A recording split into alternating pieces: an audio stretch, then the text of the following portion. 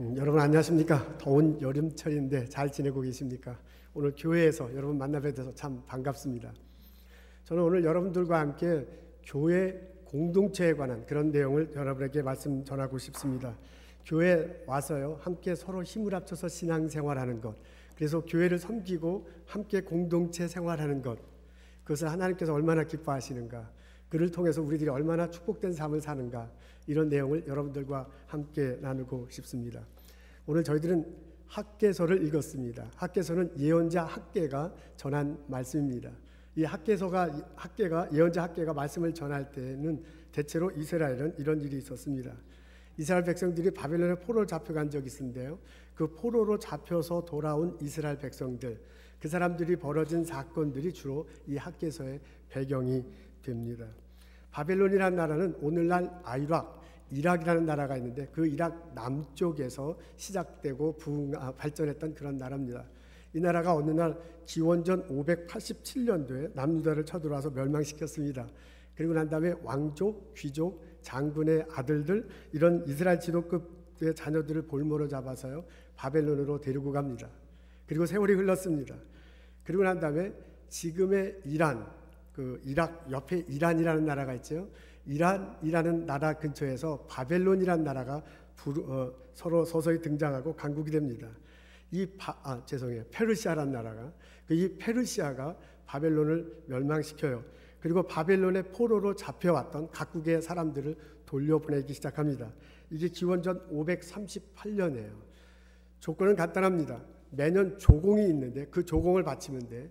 그리고 페르시아가 각각의 나라에 그렇게 큰 간섭을 하지 않았습니다. 이것을 계기로 해서요, 바벨론의 포로로 잡혀갔던 사람들이 이스라엘로 귀향하게 됩니다. 49년 만에 이스라엘 사람들의 일부가 이스라엘로 돌아오게 됐습니다.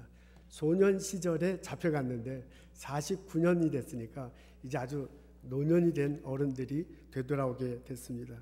1차로 사람들이 오고 난 다음에 그리고 100년 동안 3차례에 걸쳐서 백성들이 이스라엘로 귀국합니다. 첫 번째 귀국한 사람들은 그 1세대 확률이 굉장히 높고요. 두 번째, 세 번째, 네 번째 귀국한 사람들은 바벨론에서 태어난 2세 혹은 3세일 확률이 아주 높습니다. 바벨론에서 예루살렘으로 돌아온 사람들이 가장 소망하는 게 있었습니다. 이거 우리가 이스라엘 가자마자 꼭 해야 될 게 있다. 제일 먼저. 그게 뭐냐면 성전을 건축하는 것이었습니다. 무너진 성전을 다시 세워서 그 성전을 중심으로 우리가 신앙생활하자라고 이렇게 결심하고 돌아왔습니다. 근데 막상 돌아와서 보니까 예루살렘 상황이 그렇게 만만치 않나요. 그래서 성전을 건축하는 움직임이 좀 있다가 곧 그만두고 말았습니다. 두 번째 그룹이 귀향하게 됩니다. 그게 기원전 521년이에요. 첫 번째 그룹보다 17년 후에 왔습니다. 이때 당시 페르시아 왕 이름이 다리우스예요. 그리고 이 두 번째 그룹을 이끌고 온 지도자가 있었는데, 하나는 제사장 예수아고 또 한 사람은 총독 수룹바벨입니다. 이 두 사람 지도 아래 몇몇 사람들이 이제 다시 예루살렘에 돌아옵니다. 그리고 돌아와서 잠시 정착하는 시기를 갖고 난 다음에 가을에 옛날 성전이 있던 터에 모였어요. 그리고 거기서 번제를 쌓습니다. 그걸 무려 7개월 동안 합니다. 그리고 다음 달 봄이 됐을 때, 4월 달이 됐을 때 성전의 기초를 놓기 시작했습니다. 예언자 학개가 등장한 게 바로 요 무렵이에요. 성전 기초를 놓기 직전에, 그리고 그 성전 기초를 막 놓은 그 상황에서 예언자 학개가 등장합니다. 하나님께서 학개를 부릅니다. 그리고 학개를 통해서 이스라엘 백성들에게 얘기합니다. 너희들 그냥 지금 이렇게 있어서는 안 된다. 성전 터에 모여가지고 어떻게든 성전을 다시 세워야 된다라는 권면의 말씀을 예언자 학개를 통해서 하나님이 전해주는 것을 볼 수 있습니다. 성전이 이렇게 황폐하게 무너졌는데 어떻게 여러분들은 좋은 집에서 살 수 있습니까? 성전이 세워지지 않는 한 많이 뿌려도 수입이 적을 것이고, 먹더라도 배부지 못할 것이고, 마셔도 목이 탈 거다. 입어도 따뜻하지 못할 것이다. 싹을 봐도 구멍 뚫린 돈주머니에 넣는 셈이야. 너도 다 이렇게 새는 거다. 그러니 산에 올라가서 나무를 베어다가 여호와의 성전을 건축합시다. 그러면 하나님께서 기뻐하실 것이고요. 건축하는 그 순간부터, 그 오늘부터 하나님께서 우리들 삶을 축복하실 것입니다. 라는 내용의 글자를요, 학개가 이스라엘 백성들에게 전하는 것을 볼 수 있습니다. 스룹바벨과 예수아가 막 이 말에 도전을 받습니다. 그래서 백성들을 모아서 함께 성전을 짓는 모습을 우리 학개서를 보면 알 수 있습니다. 학개서는요, 하나님의 말씀을 듣고 이스라엘 사람들에게 이렇게 독려합니다. 성전을 재건축하는 것이 하나님을 기쁘게 하는 것입니다. 학개 1장 8절입니다. 너희는 산에 올라가서 나무를 가져다가 전을 건축하라. 그리하면 내가 그로 인하여 기뻐하고 또 영광을 얻으리라. 학개는요, 성전을 재건축함으로써 이스라엘 나라가 다시 회복될 것이다 라는 말씀을 전합니다. 학개 2장 22절과 23절입니다. 내가 각 민족이 세운 왕국들의 권세를 깨뜨리겠다. 나의 종 수룹바벨아, 내가 너를 높이 세우겠다. 수룹바벨이 지도자거든요. 수룹바벨을 높이겠다. 수룹바벨을 왕으로 삼겠다. 왕으로 삼으려면 각국 외국의 나라를 힘 없게 하고 이스라엘 나라를 세게 하고 그리고 너를 왕으로 삼겠다 그래요. 그러니까 나라가 굳건해진다는 건 민족이 쓴다는 거고 이스라엘 백성들이 다시 쓴다는 거예요. 이스라엘 이웃들이 다시 세운다는 거예요. 그런 축복을 해주겠다고 얘기합니다. 학개는 성전을 재건축하는 과정에서요, 이스라엘 백성들이 복을 받게 될 것이다 라고 그렇게 말합니다. 학개 2장 19절 하반절입니다. 성전 건축을 시작한 오늘부터 당장 하나님의 축복이 임할 것이다 라고 말합니다. 예언자 학개는요, 이 학개서를 읽어보면 성전 건축을 시작한 오늘 이후하고 성전 건축을 시작한 오늘 이전을 서로 비교해요. 성전 건축을 시작한 오늘부터 이런 일이, 그 전에 이런 일이 벌어졌다고 얘기합니다. 오늘까지 너희들의 삶에서 무슨 일이 있었는지 되돌아보라. 20섬이 넘는 밭에서는 겨우 10섬밖에 못 거두지 않았느냐. 그러니까 20가마니 이 쌀을 거둬야 하는 밭에서 10가마니밖에 못 얻지 않았느냐. 50동이가 나는 포도주 틀에서는 겨우 20동이밖에 얻지 못하지 않았느냐. 포도나무, 무화과나무, 석류나무, 올리나무에 열매가 맺히기는 했느냐라는 식으로 추궁을 해요. 그러니까 성전 짓기 이전에 아무리 일을 해도 일의 결과가 없는 거야. 먹고 살 길이 막막해지는 거야. 그런 일이 있지 않았느냐라고 그렇게 얘기해요. 그러면서 뭐라면 하나님께서 그렇게 만들어 나갔다고 전합니다. 그 이유가 가뭄이 왔고요, 우박이 내렸고 깐부기 병이 번졌기 때문인데 하나님께서 그렇게 하셨기 때문이다 라고 학개를 통해서 이야기합니다. 지나온 나흘들을 마음속으로 곰곰이 돌이켜보라. 그렇지만 오늘부터, 학개를 통해서 뭐라 하냐면, 그렇지만 오늘부터 성전 건축을 다시 시작한 오늘부터 내가 다시 너희를 축복하리라 하는 말씀을 볼 수 있습니다.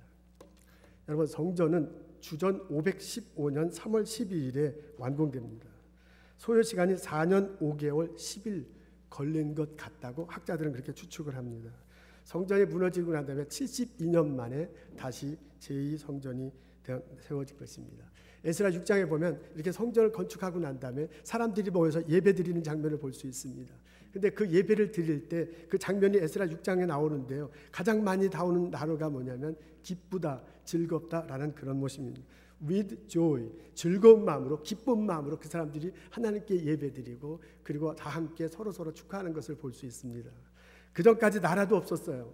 그전까지 성전도 없었어요. 그전까지 내가 이스라엘 백성인지 아닌지도 몰랐어. 근데 성전을 다시 건축하고요, 하나님 안에서 우리가 이스라엘 공동체다라는 것을 확인해요. 그리고 성전을 건축하면서부터 하나님이 오늘부터 복을 내려주신다고 그랬으니 그 하나님이 오늘부터 복을 내려줘서 이웃들이 강건해지고 나라가 강건하게 되든지 그렇게 될 것이다 라고 고백하고 이스라엘 백성들이 즐겁게 기쁘게 성전 봉헌 예배를 드리는 것을 볼 수 있습니다. 하나님은 이들의 봉헌 예배를 기쁘게 받아들였을 줄로 믿습니다. 하나님께서 약속하신 대로요, 이 봉헌 예배 드릴 때 성전에 임하셔서 영광 중 그 영광을 받으셨을 것입니다. 성전 재건축을 시작한 그날부터, 바로 그날부터 하나님의 축복이 이스라엘 백성들에게 임했을 줄로 믿습니다. 하나님이 이스라엘 나라를 온전히 축복하셨습니다. 이렇게 학개서를 읽고 나면, 그리고 곰곰이 생각해 보면 성전을 건축한다는 것이 얼마나 하나님께 기쁨을 드리는 일이고 우리들 삶에는 축복된 일임을 알 수 있습니다. 그렇게 생각해 보면 저희 성류한교회 상황에 비추어 볼 때 저희들에겐 참 감사한 마음이 많이 듭니다. 여러분 지금 아시다시피 저희 성령교회는 아주 좋은 장소에서 위치에서 아주 좋은 건물을 가지고 우리 신앙생활 하나님께 예배하고 신앙생활합니다. 여러분 이 교회는 이 교회 건물 이 교회는 저희 교회입니다. 그러니까 우리가 이 교회 건물을 렌트해서 사용하는 것이 아니고 저희가 이 교회의 주인입니다. 이 교회 건물은요 1960년 전에 렉싱턴 유나이티드 메서디스트 처치 여기 이제 미국인들이 60년 전에 이 땅 여기에 이제 시작을 하고 교회 건물을 지었습니다. 그리고 1981년도에 저희들이 이곳에 왔다고 그래요. 이곳에 와서 우리가 사용하는 건물의 일부분을 건축했습니다. 건축했다고 합니다. 예를 들면 우리가 이렇게 파킹라서 들어올 때 양쪽에 사무실이 있고 그러잖아요. 거기 있는 분을 저희 교회가 건축했대요. 그 다음에 이 종탑이 그때는 동탑이 없었는데 그것을 건축하고 그 전에 파킹라서 이게 아스팔트가 없었던 모양입니다. 그걸 저희 한인 공동체에서 했습니다. 그러고 난 다음에 렉싱턴 연합감리교회하고 저희 성요한 한인 연합감리교회가 둘이 이 건물을 공동 소유하고 공동 관리하기로 그렇게 서로 합의를 받습니다. 그래서 저희들이 50대 50으로 이 건물의 주인이고 그리고 같이 사용할 수 있습니다. 이런 것들이 참 감사한 일입니다. 이런 일이요 참 쉽지 않아요. 그런데 렉싱턴 연합감리교회에서도 그렇게 양보하고 우리에게 오퍼했고요. 그리고 한인 공동체도 기쁜 마음으로 그것을 받아들이고 건물을 같이 사용하고 있습니다. 저희 교회를 창립하신 목사님 성함이 권진태 목사님입니다. 그리고 그 권진태 목사님 30년 동안 저희 교회를 이제 담임하셨습니다. 그 30년 동안 성요한교회 이름 안에서 신앙생활한 많은 성도님들이 그 어려운 일을 감당했습니다. 그리고 그 어려운 일을 감당하고 저희들에게 이렇게 좋은 장소에 좋은 건물을 주신 것을 볼 수 있습니다. 그렇게 30년 동안 성요한교회 그 권지태 목사님과 같이 신앙생활하고요. 이 교회 건물을 확보하고 우리가 잘 신앙생활할 수 있도록 해준 우리 신앙의 선배들이 계신데 그리고 아직도 여러분들이 우리들과 함께 같이 이렇게 신앙생활하고 있습니다. 그분들의 헌신, 눈물, 기도 덕분에 저희들이 이렇게 좋은 장소에서 좋은 건물에서 일할 수 있게 됩니다. 이렇게 신앙생활할 수 있게 됐습니다. 그 점에서 참 하나님께 감사해요. 그 점에서 권지태 목사님과 그리고 꾸준하게 저희 교회에서 신앙생활하는 우리 어른 신앙의 선배님들에게 너무너무 감사합니다. 우리 이 시간 있잖아요. 하나님께 감사하고 그분들 격려를 취하는 마음에서 같이 박수하면 어떻겠습니까?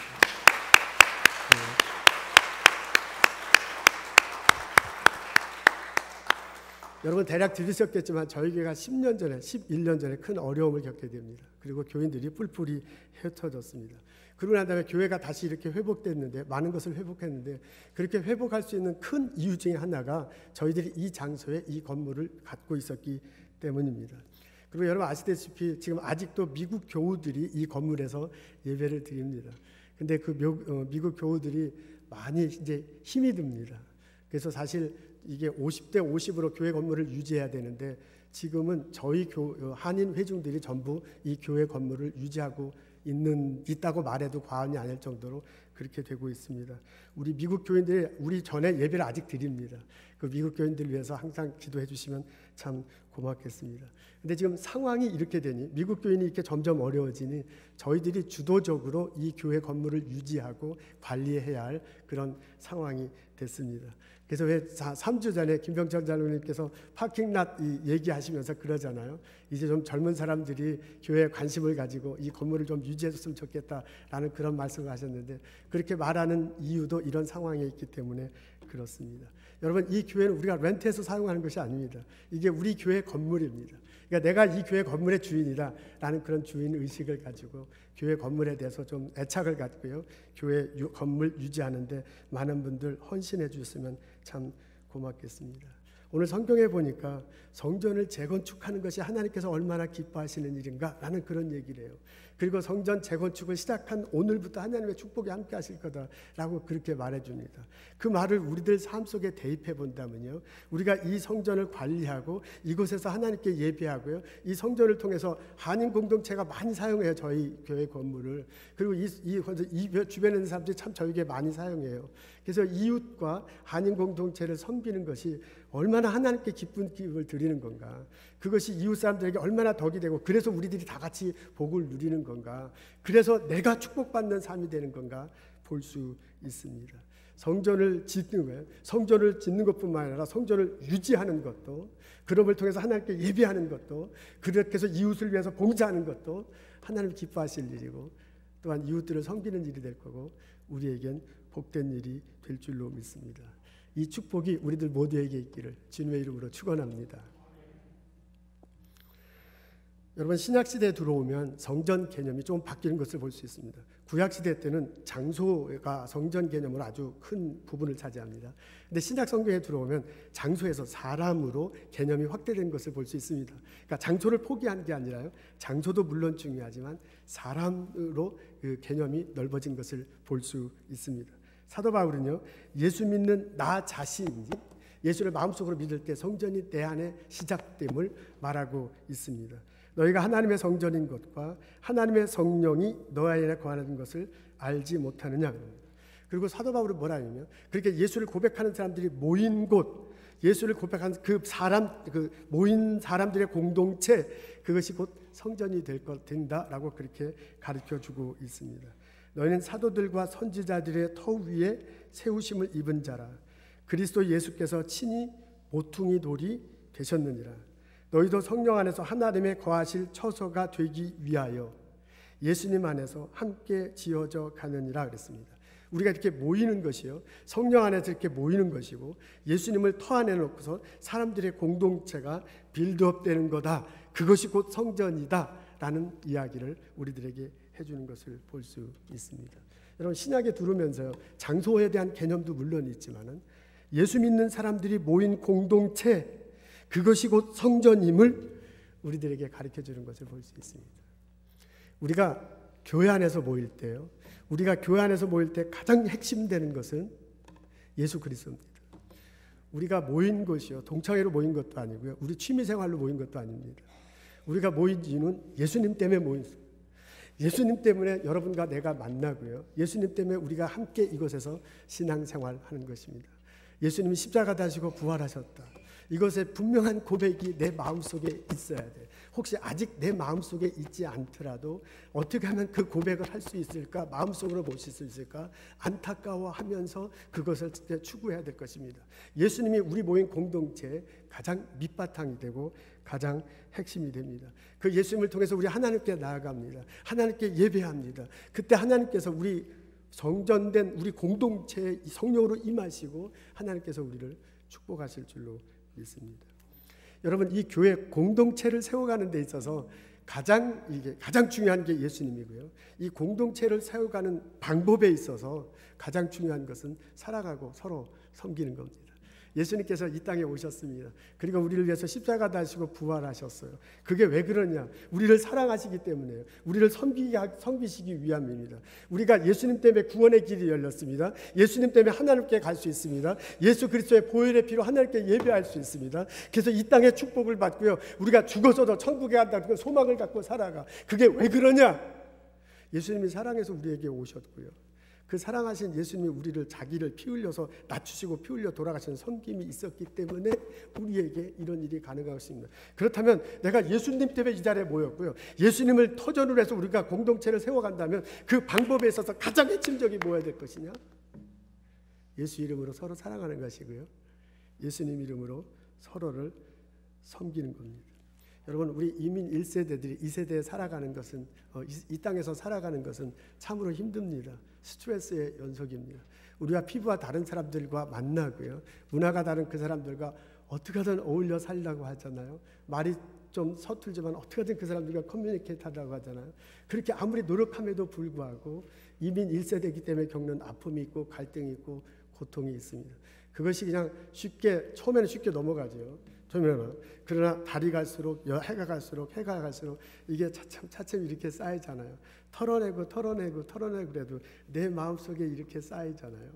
그래서 그전에는 아주 이건 사소한 거야, 그래서 사소한 거라 지나갈 일인데 이게 쌓여서 정말 사소한 건데 이게 지나가지 않고 뻥 터져. 그것 때문에 마음 아파, 그것 때문에 속상해, 그것 때문에 싸우는 우리들의 모습을 볼 수 있습니다. 이민 1세대로 살아가는 우리들은 이민자로 살아간다는 것 때문에 고통스럽고 괴로움을 겪을 때가 참 많습니다. 자녀 문제로 골머리를 앓을 수도 있습니다. 건강 때문에 시름시름 할 수도 있습니다. 왠지 모르게 내 마음속 깊은 곳에 죄의식에 빠져 있을 수도 있습니다. 무언지 모르지만 나를 이렇게 막 짓눌러. 이런 상황에 있을 때 있잖아요. 나와 함께 누군가가 같이 신앙생활하는 것, 누군가가 내 옆에 있어주는 것, 누군가가 내 이야기를 들어주는 것, 그것이 내게 얼마나 힘이 되는지 모릅니다. 나와 함께 숨쉬고 있는 그 사람이 있기 때문에 내가 터질 게 터지지 않고, 아까 기도 시간에 하나님께 기도하고 내가 자유로워지고 내가 해소되고 내가 자유로워진다잖아요. 하나님께 기도하고요. 신앙의 동료들과 함께 같이 대화를 나눔을 통해서요. 내 마음에 있는 것들이 해소돼. 내가 그것에서 더 자유로워져. 내가 그럼으로 있어서 눌렸던 것들이 풀리고요. 잘할 수 있는 것들이 잘하고 여유로워질 수 있고요. 사람들을 더 깊이 대할 수 있습니다. 우리가 서로의 아픔을 나눌 수 있습니다. 서로의 아픔을 나누어야만 합니다. 우리가 서로를 격려할 수 있습니다. 우리가 서로를 격려하면서 이곳에 살아가야 합니다. 내가 정말 예수님을 믿는다면, 내가 예수님 안에서 한 공동체가 됐다면 우리가 할 일이 바로 이것입니다. 서로 사랑하고 서로 섬기면서 살아가면 좋겠습니다. 여러분, 이런 삶의 방식은요, 이런 공동체 생활하는 것은 어느 날 갑자기 이루어지지 않습니다. 오랜 세월이 필요합니다. 이거는 말한다고 그래서, 말로 막 열심히 한다고 그래서 이런 일이 이루어지지 않습니다. 실제로 삶 속에서요, 내가 말할 뿐만 아니라 보여주고요, 내가 삶 속에서 나누고 섬길 때, 그리고 그것을 또 받을 때 받을 수 있는 마음이 있을 때 이런 것들이 생깁니다. 내가 교회 직책이 있어요. 내가 교회 직분을 맡고 있다고 해서 그런 일이 자연스럽게 내 주변에 절대로 생기지 않습니다. 여러분, 회의 여러 번 한다고 해서 그런 일이 절대로 내 주변에 생기지 않습니다. 그것보다는 신앙 고백과 마음의 자세가 더 중요한 것 같아요. 내가 예수를 정말로 믿는다. 그리고 그 예수님 때문에 이 형제를, 이 자매를 예수 안에서 사랑한다. 내가 내 것을 나눌 수 있다. 내가 이 사람을 섬길 수 있다라는 마음 자세가 될 때 이런 일이 가능합니다. 여러분, 이런 공동체를 세워나가는 것은 나 혼자 되지 않습니다. 나는 우두커니 서 있으면 내 주변에 자연스럽게 공동체가 절대로 생기지 않습니다. 여러분, 나만 가만히 있으면 누군가가 나에게 다가와서 이렇게 만들어주지도 않습니다. 뭐 그럴 수도 있죠.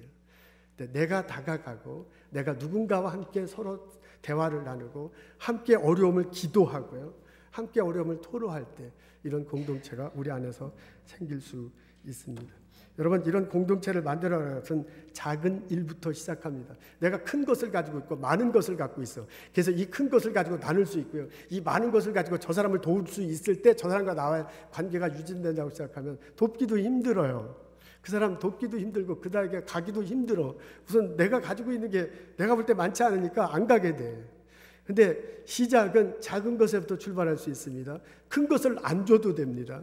내가 그 사람과 진정으로 마음을 열고요, 그 사람과 같이 진정으로 기도할 수 있고요, 그 사람 어려웠을 때 내가 같이 옆에 있어줄 때 이 공동체는 시작됩니다. 우리 성령님께서 같이 신앙생활 하게 됐다면 교회 와서 예배 드리고 나서 돌아가는 것도 참 감사한 일이에요. 그죠? 여러분, 저는 주일날 여러분들이 성령님께 온 것이 너무너무 감사해요. 저는 정말 개인적으로 그래요. 근데 교회 와서 주일날 예배 드리니 참 감사하다. 그것으로 끝난다면 우리는 진정한 공동체가 될 수 없을 것입니다. 내가 예수를 고백한다면, 예수 위를 터전 위에 우리가 점점점 지어져 나가는 것이 하나님의 성전이라면, 그 성전 때문에 하나님이 기뻐하실 것이고, 그 성전 때문에 이웃이 복이 전해질 것이고, 그것 때문에 내가 복된 삶을 누리게 된다면 내가 예수님의 말씀대로 사랑하고요, 예수님 말씀대로 섬기고 나누면서 공동체를 시작해야 될 것입니다. 여러분, 우리 성령님께서 같이 신앙생활하는 우리가 예수님 안에서 서로 사랑을 나누고요, 서로 섬기고 서로 기도하고 격려하며 살았으면 참 좋겠습니다. 그렇게 우리가 성령님께 공동체를 막 지어져 나갈 때 그것을 하나님께서 기뻐 보실 것입니다. 그걸로 인해서 이웃 주변에 복이 전해질 것입니다. 오늘부터 복을 내릴 거라고 그랬습니다. 그러니까 성전을 짓기 시작한 그날부터 내가 마음을 열어서요, 누군가와 함께 공동체를 형성하겠다고 마음을 먹고 시작한 그날부터, 오늘부터 나의 삶 속에 하나님의 축복이 함께 하실 것입니다. 이 축복이 우리들 모두에게 있기를 주님의 이름으로 소원합니다. 여러분, 이런 사랑과 나눔이 저희 교회 상황에서 이렇게 볼 때, 한국교회 전체 상황을 볼 때, 이민교회 상황을 볼 때 청년들에게 더 특별히 나누어졌으면 참 고맙겠습니다. 그래서 청년들이 저희 성령학교에 왔을 때 20대 청년들이 성령학교에 왔을 때 편안함을 느끼고요. 내가 사랑을 받는구나 라는 그런 분위기의 교회가 됐으면 참 좋겠습니다. 지금 한국에 있는 한국 교회가 겪는 어려움들이 여러 가지가 있는데요. 그 중에 하나가 뭐냐면 청년들이 교회에 오지 않는 겁니다. 청년들이 교회를 떠나는 것입니다. 지금 한국에 있는 한국 전체 인구 비율로 볼 때 청년 인구 비율이 많지 않다고 합니다. 우리 다 아시다시피 사실 저희들 어렸을 때는 가족이면 부모님 두 분에다가 막 아이들이 5-6명 막 이랬잖아요. 예전에는. 근데 지금은 부모님 2분에다가 아이들이 1명, 2명 이런 대체로 1명이거나 그리고 이제 결혼을 하지 않는 이제 본인들이 다 이유가 있겠죠. 결혼을 하지 않는 그런 부부란다. 결혼을 하지 않는 이제 그런 사람들도 많이 있습니다. 그래서 인구를 볼 때 20대 청년들이 숫자가 많이 적다고 그래요. 한국에요. 그리고 이렇게 점점 이렇게 어린이들 숫자가 죽으니까 점점 그런 상황입니다. 그래서 초등학교, 중고등학교 옛날에는 막 10반, 12반 그게 예사였는데 지금 한 5반, 6반 이 정도밖에 되지 않는 모양입니다. 시골에는 학교 문을 닫는 것도 이제 학생이 없으니까 이런 상황이에요. 한때는 막 대학교가 막 이렇게 많이 생겼는데 지금 대학교에 오는 학생들이 없어서 대학교에 문을 막 이렇게 학생들을 리크루트하느라고 참 애를 먹고 어느 대학교에서는 문을 닫아야 할 그런 지경이라고 합니다. 그러니까 전체적으로 한국 상황이 그렇게 됐어요. 그러다 보니까 그런 상황이 교회에도 이렇게 번지게 됩니다. 거기에다가 이제 실제로 20대 청년 인구가 줄어든 이런 상황인데 거기에다가 한국 교회 어른들이 저를 비롯한 목사님과 어른들이 좋은 모습만을 보여주지를 못했습니다. 그래서 청년 시절은 항상 굉장히 이렇게 날카로운 이런 시절인데 예민한 이런 시절인데 교회에 대해서 환멸을 느끼게 합니다.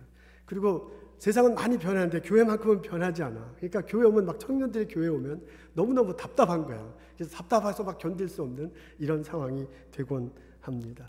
교회 외에는 재밌는 일이 더 많아. 주일날 교회 안 가고 다른 데 가면 재밌는 일이 훨씬 많은데 굳이 교회 가서 그 눈치 보면서 할 필요가 있는가? 이런 생각을 한다는 모양입니다. 왜 그런지는 모르지만 어쨌든 그래서 청년들이 교회에 오지 않습니다.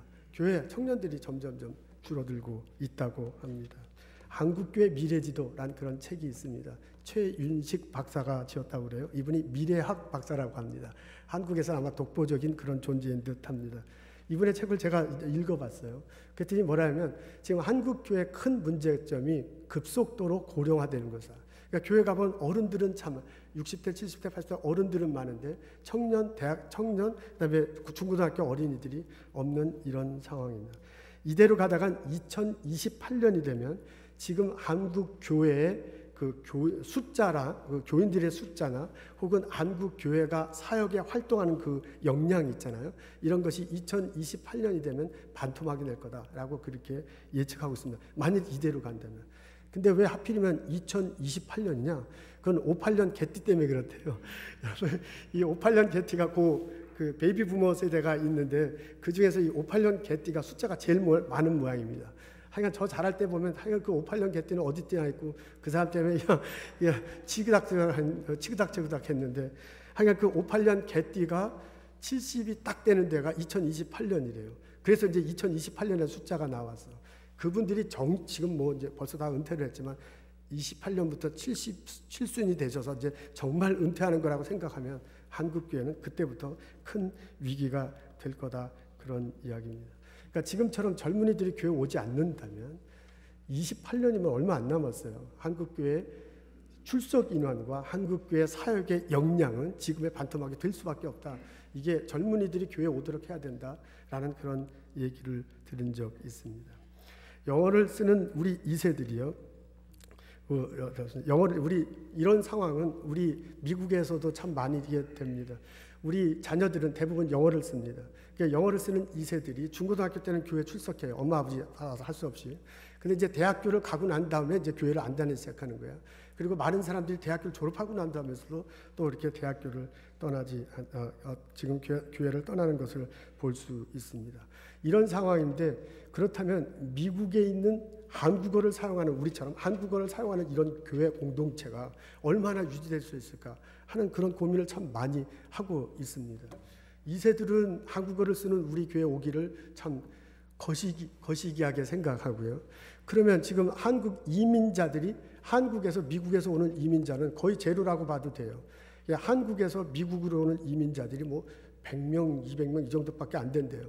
근데 미국의 시민권자들이 한국으로 가시잖아요. 은퇴하시고. 그래갖고 오시는 분보다 가시는 분이 더 많은 이런 상황이 됐어요. 그러니까 숫자로 지금 제가 말하기 정확하진 않지만 여러분들도 다 아실 거예요. 지금 그런 상황이라는 거. 그래서 로스앤젤레스나 뉴욕에서는 한국에서 이민 오신 분들이 그동안 꾸준히 있었는데 요즘 뭐 들어서는 전혀 그것을 볼 수 없는 이런 상황입니다. 이렇다면 우리처럼 한국어를 사용하는 교회가 얼마나 여기서 지속될 수 있는가라는 것에 대해서 심각하게 질문해 볼 수밖에 없습니다. 저희 성령학교에 41년 됐어요. 올해가 41년이야. 그동안 맞죠? 41년 맞아요. 그러니까 우리 교회 처음 창립하시고요. 이 교회 꾸준히 다니는 성도님들 저희 중에 계세요. 얼마나 감사한지 몰라. 이 건물 우리가 건축할 때 헌신하고요. 피땀 흘리고 눈물을 하신 성도님들 계세요. 얼마나 감사한지 몰라. 근데 이 성도님들이 이제 연세가 많으셔. 그러니까 우리가 다음 세대들이 이것들을 이어가야 되고요. 우리 자녀들에게 이걸 전해 줘야지 성령한 교회가 계속 이렇게 될 거야. 근데 우리는 지금 학계서를 보면 건물을 건축하라는 게 이슈가 됐는데요. 우리 성령학교가 이런 상황, 이민교회 상황에는 우리는 감사하게도 건물은 확보됐어. 근데 건물은 확보됐는데 이 건물에서 예배드릴 공동체가 확보됐느냐? 감사하게도 지금은 그래.